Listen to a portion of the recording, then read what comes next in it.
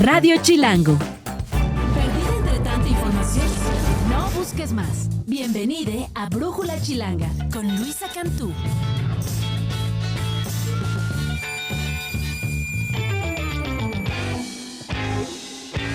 ¿Qué tal? Bienvenidas, bienvenidos, bienvenides a Brújula Chilanga. Es el espacio de debate semanal que tenemos en Radio Chilango.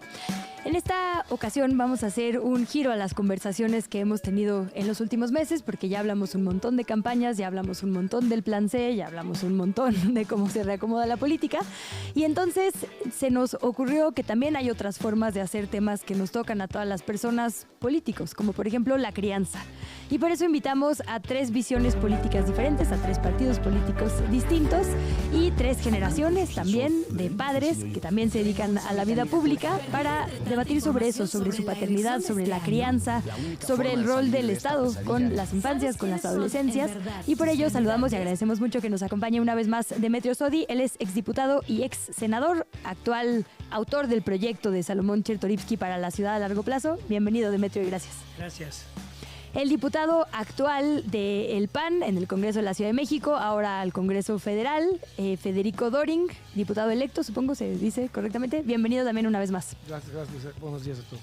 Y por primera vez, Mercurio Cadena, él es abogado, militante de Morena, abogado obradorista es la descripción que solicitaste, así que bienvenido. Concejal también, si no me equivoco, ¿ya no? Mercurio, bienvenido también y muchas gracias. Gracias a ti y un saludo a tu auditorio. Antes, y como en cada emisión, abrimos con un rompehielo. En esta ocasión, nuestra productora, Estefanía Cuartino, le preguntó varias cosas a diferentes hombres y esto fue lo que respondieron.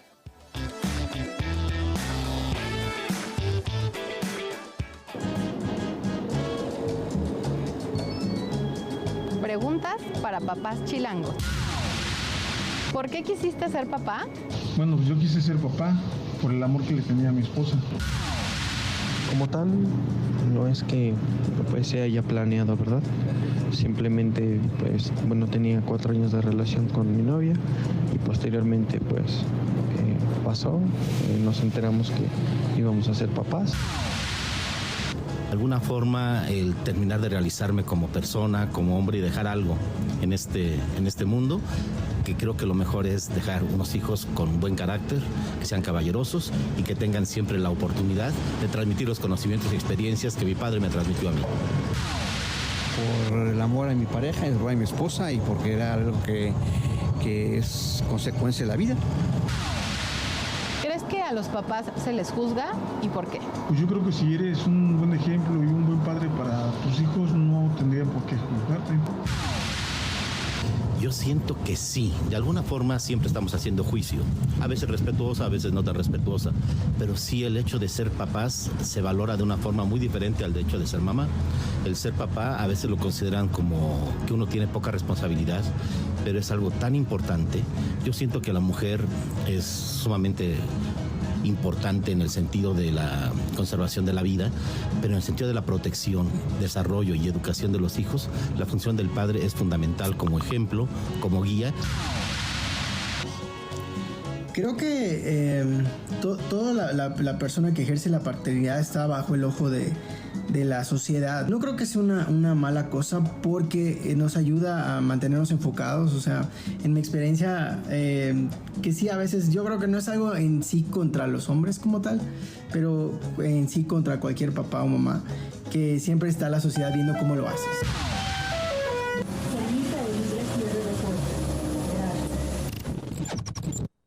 Piensa rápido. Antes de entrar de lleno a nuestra sección, agradecer mucho a Ricardo Dávila, a Óscar Pichardo, Raúl Terán, Jesús Rodríguez y Raúl Canul, que son las voces que escuchamos para abrir debate también con la ciudadanía. Y ahora sí, empezamos. Las siguientes preguntas que yo planteo son de respuesta sí, no o ninguna, es decir, que no están de acuerdo con el fraseo.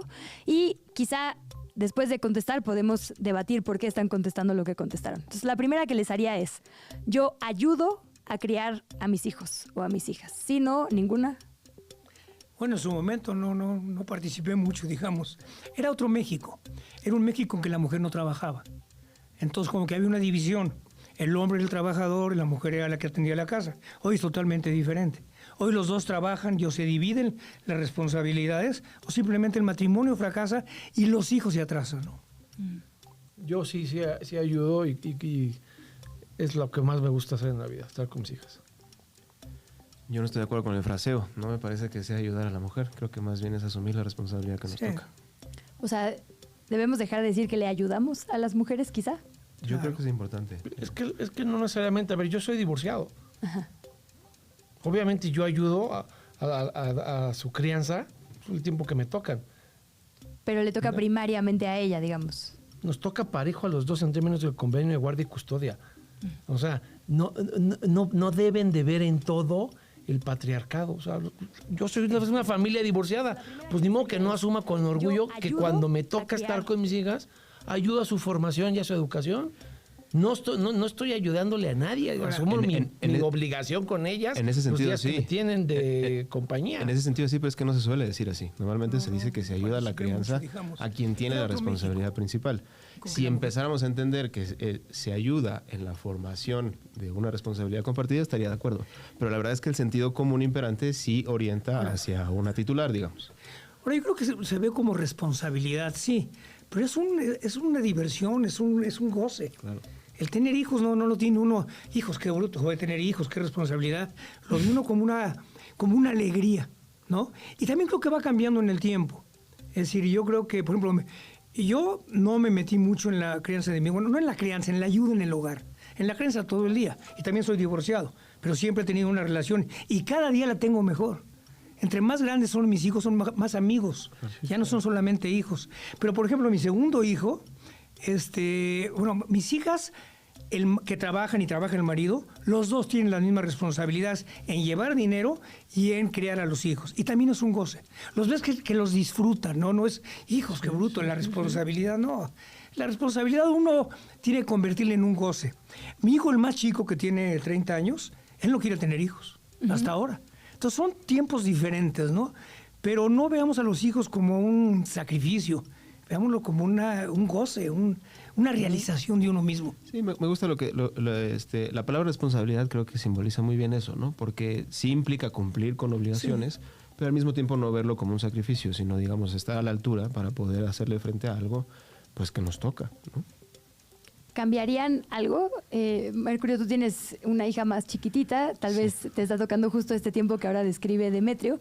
Si pudieran volverlo a hacer, si les tocaran estos tiempos, ¿lo harían distinto? Federico, tus hijas también son más o menos... No, yo literalmente tengo negociados los horarios de mi convenio y fechas de convenio de guardia y custodia en función de mi trabajo. Mis hijas me tocan los martes y jueves por la tarde, que es cuando se acaban las sesiones, y los fines de semana. Yo diseñé mi tiempo con mis hijas para darles todo mi tiempo libre en mi trabajo. No tendría que cambiar nada. Yo lo tengo diferente. Yo nunca negocié ningún contrato. Bueno, yo sí firmé en el juzgado un convenio. No, yo nada, me divorcié, no firmamos nada. Y yo diría que mis exmujeres dos son grandes amigas mías. Y nunca tuve un horario, a que los ves cuando yo quería. Había esa flexibilidad. Y sí creo que los hijos se van convirtiendo, de veras, con el tiempo, y ustedes lo van a ver, en los mejores amigos. Si la familia es lo más importante, y se dice mucho en teoría, en discurso, no, es la realidad. Conforme uno se va volviendo viejo, y yo ya estoy viejo, es que los únicos realmente cercanos para toda la vida son los hijos. A ver, hijas, ¿no? Pero... sumar otra frase. ¿Es más fácil ser buen papá si se tiene dinero? No me parece que quien lo haya dicho tiene un prejuicio de origen. Las relaciones no están basadas. O sea, hay papás que tienen dinero que son pésimos papás porque lo único que ofrecen es dinero. Sí, ¿no? Hay papás que no tienen dinero y que se angustian por el flagelo emocional que eso implica, pero las relaciones entre un padre y sus hijos no están derivadas del dinero. Cubiertas las necesidades básicas, el dinero no tiene que ver con... Pero cubiertas las necesidades básicas. Es decir, un padre tiene que cubrir las necesidades. Yo palabra nadie lo creerá porque somos políticos, pero nunca he tenido dinero. Y siempre he tenido angustia por apoyar a mis hijos. Siempre lo he tenido, parece mentira. Fui diputado, senador, todo eso. Pero nunca hice dinero y no me arrepiento de ello. Pero sí, hay tiempos en que uno tiene que pagar la colegiatura y no puede pagar la colegiatura, y sí se angustia uno. Entonces, un nivel básico, como se dice ahora, lo suficiente para garantizarle a tus hijos lo indispensable, y la educación indispensable, y la salud indispensable. Pero un padre que no cuenta con eso, y a veces más el padre que la madre. Bueno, es diferente, el padre por la angustia de no dar y la madre por enfrentar las carencias, ¿no? Y para no ser redundante, yo diría básicamente lo mismo. Pasa como con la línea de pobreza, ¿no? Cuando estás abajo, todo se dificulta. Después de la línea de pobreza, pues el dinero ayuda.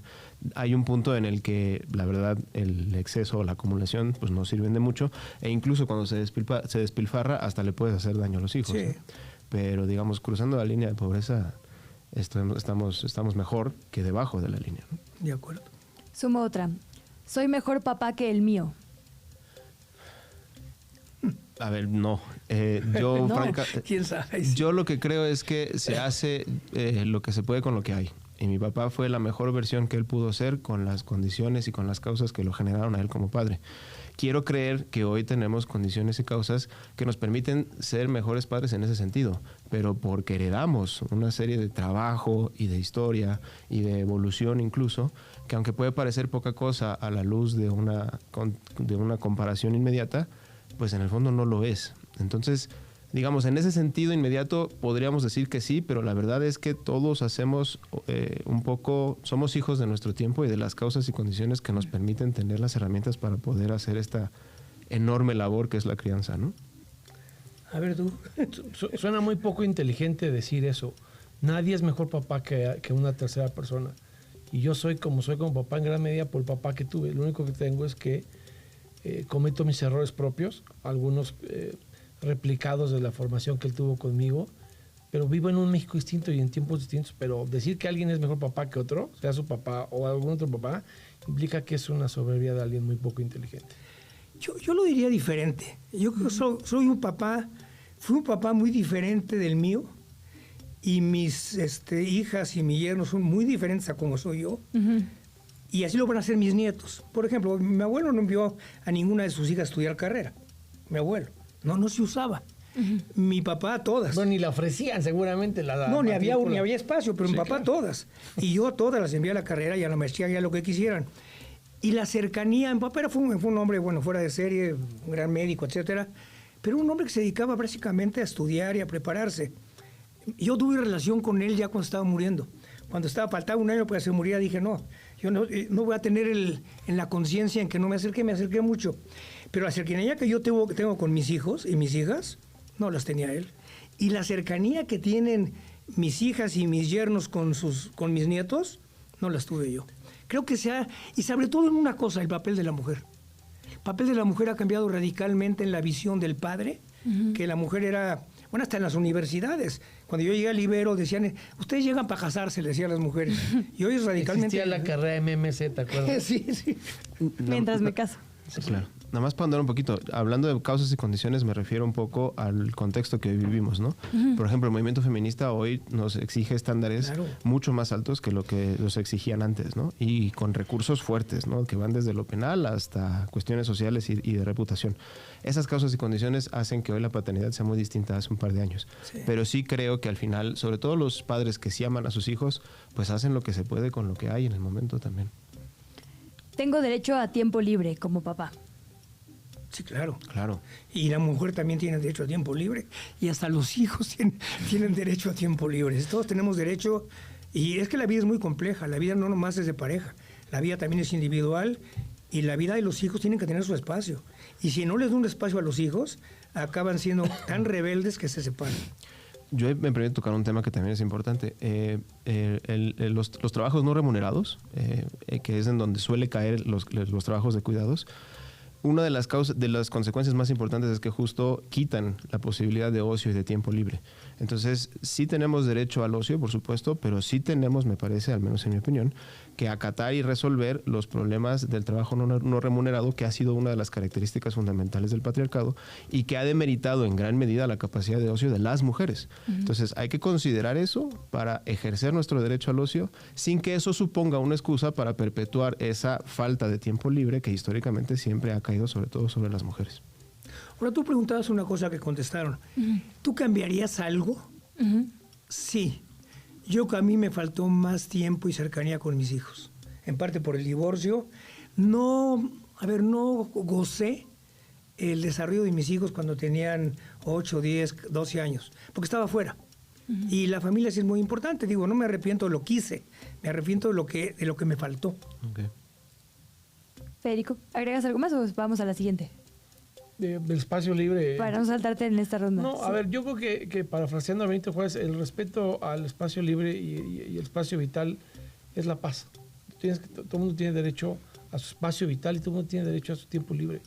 Y cuando tú estás con alguien es porque quieres estar, y cuando quieres estar solo también alguien tiene que respetar tu derecho a estar solo. Es muy fácil. Hablo con mis amigos sobre los retos de nuestra paternidad. No, yo no. ¿No? No, yo tampoco. La verdad es que mucho menos de lo que me gustaría. ¿Sí te gustaría? No, hablo mucho menos de lo que me gustaría, sí, claro. La verdad es que a mí sí me gustaría tener círculos de padres un poco más activos, que pudieran compartir un poco más cuáles son las preocupaciones, qué cosas les duelen, qué cosas no hemos podido hacer. De pronto siento que la paternidad, al menos en mi caso, se ha vuelto una variable de soledad importante. Porque los amigos que más me quieren no saben cómo entrarle al tema, porque no son papás. Además, soy un papá, digamos, quizá el primero de mi círculo de amigos. Y quienes de pronto no tienen ya el menor interés, porque a lo mejor el cariño no es tan fuerte, pues sencillamente se alejan. No tenemos una estructura ni una organización, ya no digamos política, que también hace falta, sino también social, comunitaria, etcétera, que permita transitar esto pues de manera quizá un poco menos sola, sobre todo si quieres entrarle a los retos profundos que la crianza implica, ¿no? Hablan con sus amigos de sus paternidades, de sus preocupaciones. No, yo creo que lo que pasa con los amigos siempre cuando tenemos una reunión y hablas de cómo están, ¿no? Y en mi caso, pues, bueno, ya hablo de que todos están bien, ya todos trabajan, ya todos están casados, pero no profundizas, yo creo, ni de tu relación de pareja. Tiene que ser un amigo muy íntimo para hablar de tu pareja. Y también tiene que ser muy íntimo para hablar de los problemas que puede haber en un matrimonio con los hijos. No platico de ello. Ni les hace falta, no les gustaría como un espacio seguro para hablar. No, prefiero platicarlo con ellos, con mis hijos, que ya son mayores, o con mi pareja. El papá soy yo. Más sucinta no, pues es la respuesta. Son mis hijas. No tengo por qué andar comentando con nadie mis tribulaciones, ni mis criterios, ni mis valores. Son mis hijas. Y si alguien se atreviera a opinar, lo paro en seco. Son mis hijas, no puedo opinar nadie. La verdad es que yo sí discrepo. Yo sí quisiera un modelo de crianza un poquito más comunitario, ¿sí?, que hiciera algo con esta sensación de soledad que a veces abruma, al menos desde mi particular punto de vista. Vamos a entrarle a eso un poquito más adelante en la parte. Pero es tu primer hijo. Y única. Yo ya me hice la vasectomía. No, lo repetiría 1000 veces con ella. No volvería a tener otro hijo. Nos queda una preguntita antes de ir al siguiente bloque. Híjole, está difícil. A ver, les dejo dos y contesten la que quieran o ambas en un tiempo breve. ¿Es importante que mis hijas y mis hijos, mis nietas, mis nietos me vean fuerte? Y la otra es, ¿se puede criar aún sin vínculos de sangre? Sí, no, ninguna. ¿Por qué? Fuerte sí, duro no. Y la diferencia es fundamental. Y la sangre no es para nada esencial. Lo importante es el amor, la capacidad de comprensión y de ternura y de accesibilidad para la persona a la que vayamos a criar. Nada más. Si se puede criar sin vínculo consanguíneo, eso no tiene absolutamente nada que ver y es igualmente fuerte, igualmente sólido, igualmente vinculante. Y yo creo que no te necesitan ver con fortaleza, solo con respeto. Bueno, yo creo que obviamente la cuestión sanguínea no tiene nada que ver, es la cercanía, el amor, etc. Pero sí, la fortaleza es muy importante, ¿eh? Y lo digo por la edad. Es muy diferente, bueno, yo tengo un hijo de 30 años. Entonces, con un hijo de 30 años llevándole 50, tiene que verme fuerte para tener una amistad. Entonces, yo juego high alay con él, o juego tenis con él, y le disputo y no me dejo ganar. Entonces, sí, la fortaleza, y pues es importante cuidarse. Porque uno tiene la obligación, sí, de mantenerlos, de educarlos, pero tiene la obligación de ser compañía. Y para la compañía yo entendí el fraseo más como ¿dureza? Como la dureza, el poder del papá inflexible, el viejo papá que había. ¿No? Sí. Así es como yo la decodifiqué la pregunta. Okay. Yo por eso hacía la distinción. Fuerte sí, duro no. O sea, el material más duro del planeta es el diamante. Si tú dejas caer un diamante, se rompe.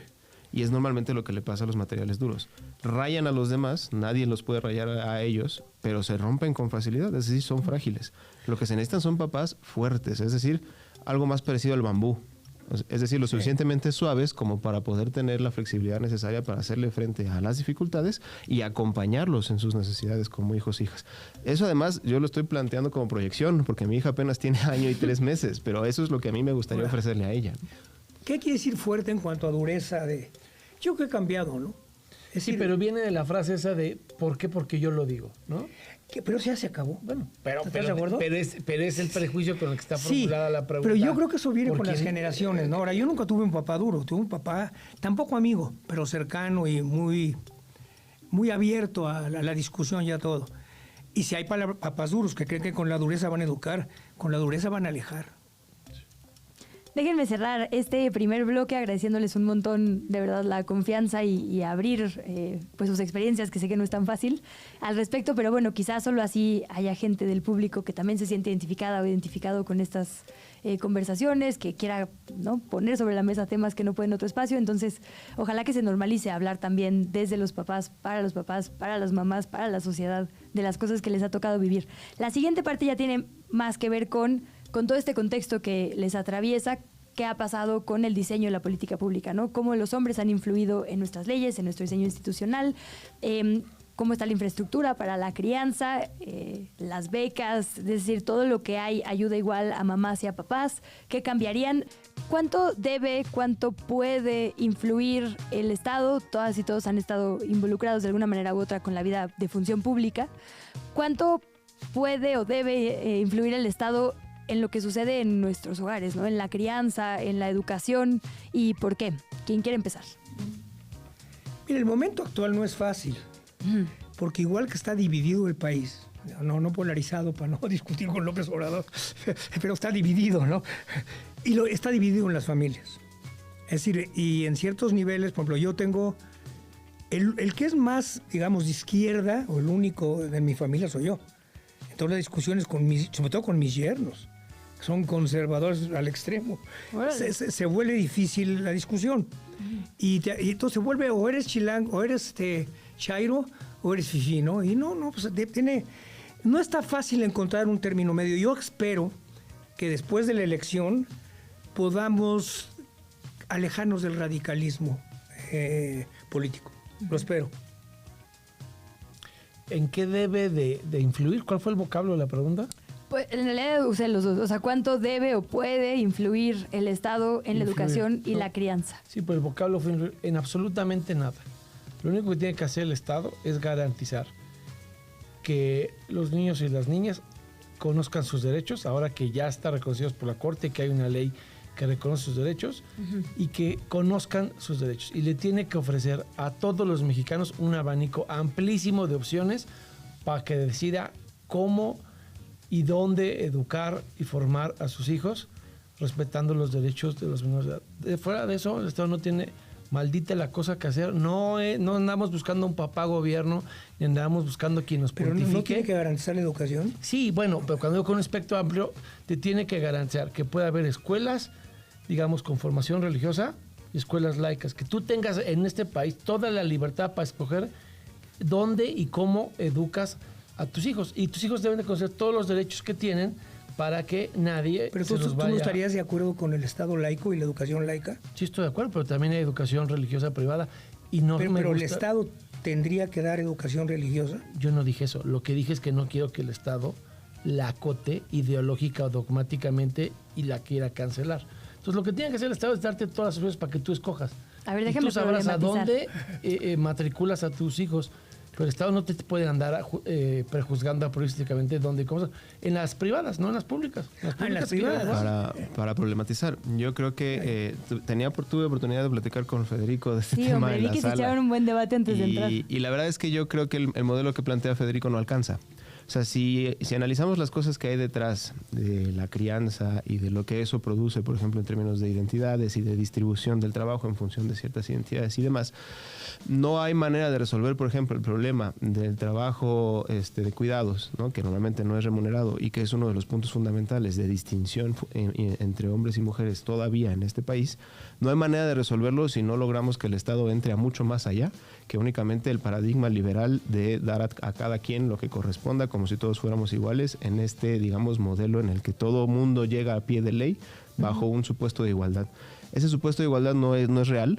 Si queremos ser un el país... Estado debe meterse para que haya igualdad real entre hombres y mujeres. Efectivamente, tiene que reconocer las desigualdades que ya están ahí y ofrecer mucho más que solamente, digamos, el modelo mínimo liberal indispensable para poder paliar cosas tan importantes como, por ejemplo, la diferencia entre trabajo no remunerado entre hombres y mujeres. Todo eso está muy bien, nada más que no es lo que yo dije ni lo que tú preguntaste. El vocablo, pues te lo pregunté prístinamente, fue influir. Yo no quiero que el gobierno venga a influir en cómo se educa a mi familia. Los valores de mi familia los define mi familia. Yo no necesito papá gobierno para que me venga a pontificar.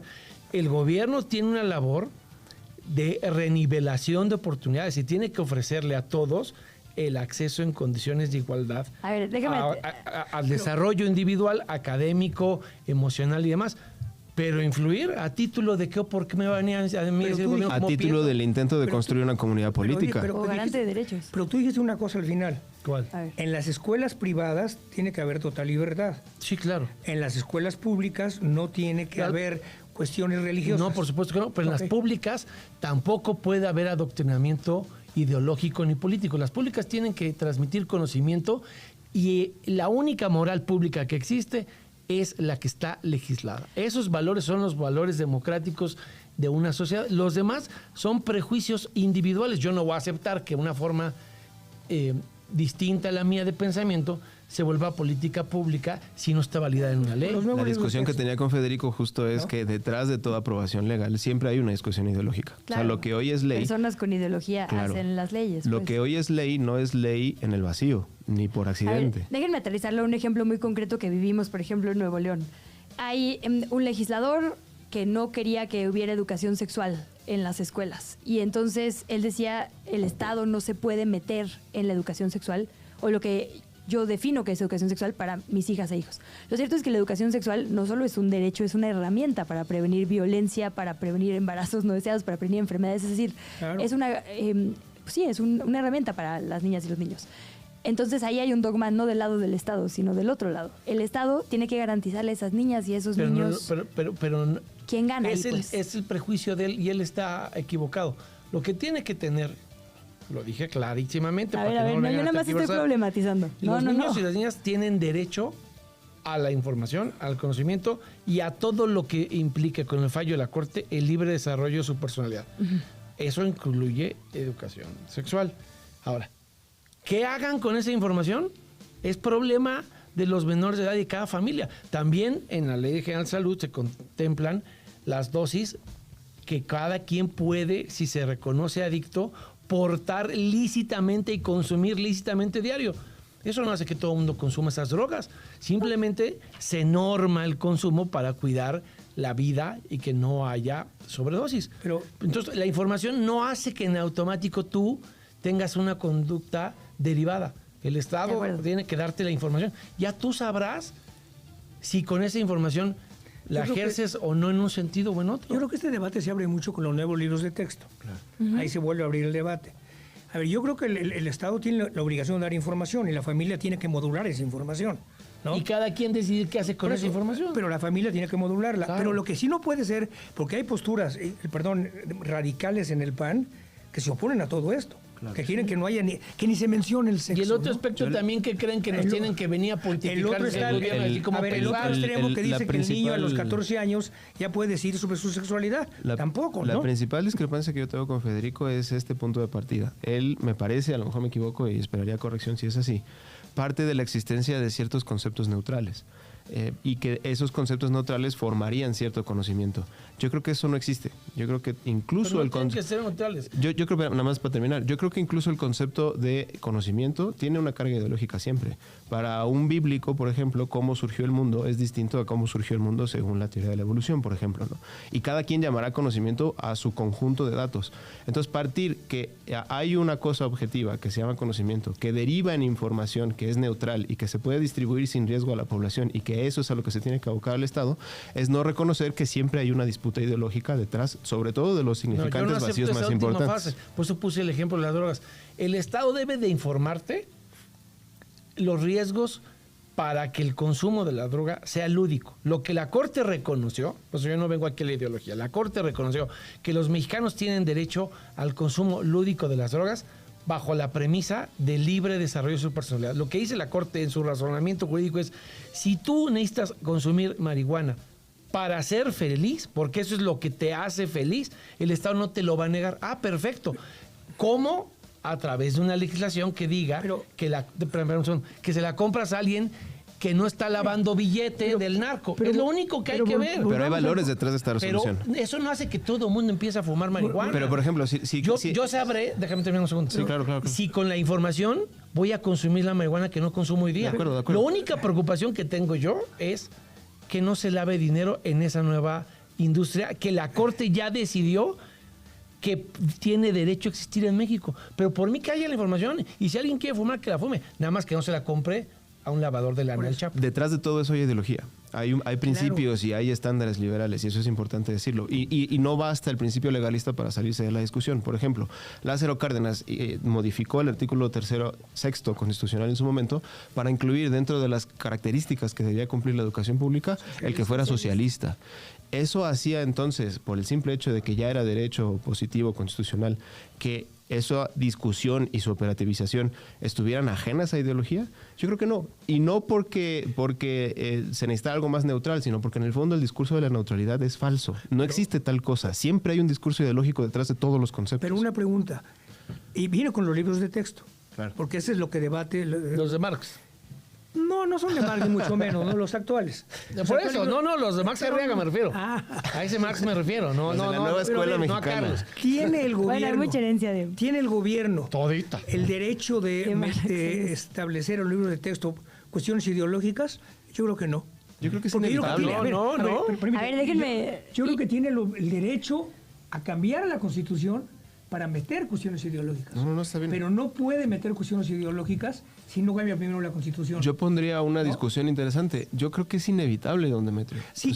Siempre hay un fondo ideológico en toda discusión, incluso cuando ya pasamos a la parte de operativización jurídica. Pero si tú lees los libros de texto, y más allá de la cuestión sexual, cuando tú hablas de cosas que... Es decir, de una posición socialista extrema, en un país que no es socialista extrema, estás desvinculándola, ¿no? Pero eso es porque la ideología es extrema, no porque de hecho no haya ideología en la discusión. Pero nadie les dio la potestad de pontificar desde esa plataforma. Pues hay una mayoría abrumadora. Sí, nada más que esa mayoría es menor que la suma de los que votaron en contra de ustedes y no votaron. Está bien, pero en democracia eso es lo que da la legitimidad.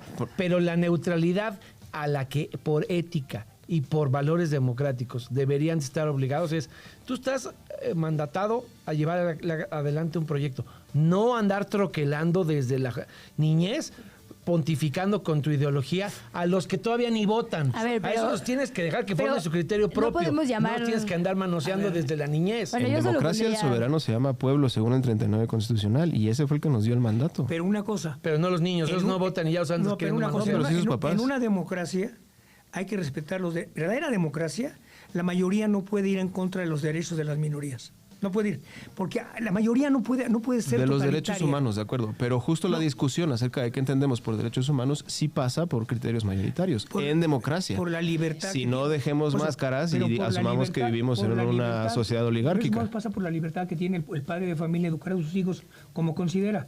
Y si la escuela está dando una ideología diferente a la del padre de familia, que envía a sus hijos a esa escuela, están violentando el derecho humano. Yo creo que no. El niño nunca votó por Morena, ¿no? Lo bueno es que este tema no iba a ser polémico. Sí. No, y a ver, lo que el padre o la madre creamos... Claro, ¿no? Sí, yo lo celebro. Lo que pasa es que teníamos el miedo de si iba a generar polémico o no. Sí, dijimos, igual está muy... Bueno, lo cierto es que... se está llevando a un terreno que inevitablemente cayó ahí. A ver, pero los niños no tienen por qué ser adoctrinados desde el Estado. Pero los derechos no son adoctrinamiento. Cuando sean mayores de edad. No, a ver, claro, pero las niñas y los niños desde que nacen las niñas son sujetos de derechos completos. Es decir, si tú no estás de acuerdo pero no con de algún pauta derecho política que tienen, ideológica. pero es que los derechos no son ¿qué ideología? derechos tienen? No. El tema es que cuando la educación les gusta es tienen mucho más que derechos, tienen una narrativa propagandística que quieren que sea. El padre tiene derecho Bueno, a ver, déjeme ir tomando otras. Nada más para cerrar. A mí me parece que lo interesante es que cuando la educación les gusta es educación y cuando no les gusta entonces es adoctrinamiento. Pero en el fondo siempre es igual. Siempre se trata de transmitir valores que construyen comunidad y de lo que se trata y de lo que se trata es de discutir en democracia cuál es el proyecto de nación que queremos consolidar. Dejen su propaganda en su partido. No es propaganda, es la misma clase de valores y de educación de los que ustedes ¿Tiene derecho a imponerle una religión al hijo? No, creo que no. Bueno, y se le impone. No necesariamente, no las nuevas generaciones. No debería de ser. Derechos, debería ser un abanico. Y la pueden porque además sin valores compartidos no hay comunidad política. Claro que debe haber un balance entre lo que los padres enseñan y el Estado, porque si no, no hay comunidad política. Es imposible construir sociedad si solamente educamos en lo privado. Y si nosotros, y hemos avalado eso en las urnas, le apostamos a un proyecto de nación que sí tenga capacidades comunitarias. Y combatir el individualismo es muy importante. Claro. Muy importante. Y nos habíamos convertido en un país demasiado individualista. Bueno, aprovechando esa pausa de consenso sobre individualismo y comunidad, le sumaría otra. La infraestructura de alguna manera influye, ya sé que no te gusta esa palabra, pero influye en la crianza, y lo digo por cosas como, por ejemplo, si una va a comer a un restaurante, normalmente el cambiador para hijos, nietos, nietas, hijas chiquitas, está en el baño de las mujeres. Entonces ahí, sin decirnos nada, la propia infraestructura que existe está pautándole a quién le toca esa parte de la crianza, ¿no? Entonces les preguntaría eso, la parte de infraestructura que les ha tocado vivir influye, y también la otra parte que ya estaban hablando, ¿no? La legal, los marcos legales. La mayoría de ustedes, bueno, han estado involucrados de una manera u otra en la conformación de las leyes. ¿Les parece que la manera en la que funcionamos también es equitativa, es desigual? Y lo pienso, por ejemplo, licencias de paternidad y maternidad no son al mismo tiempo. Eso también desde ahí manda un mensaje. Es desigual. Y cuando hablamos de que hemos logrado paridad, no es cierto. Hemos logrado paridad en el gobierno y en la Cámara de Diputados, en el Senado, en el gabinete. Pero en el sector privado la desigualdad es tremenda, porque no hay la infraestructura y las leyes que deben de... Por ejemplo, debe haber una ley que la mujer que está embarazada o que tiene un hijo, tiene un horario desde la casa y no va a trabajar y tiene un horario comprimido.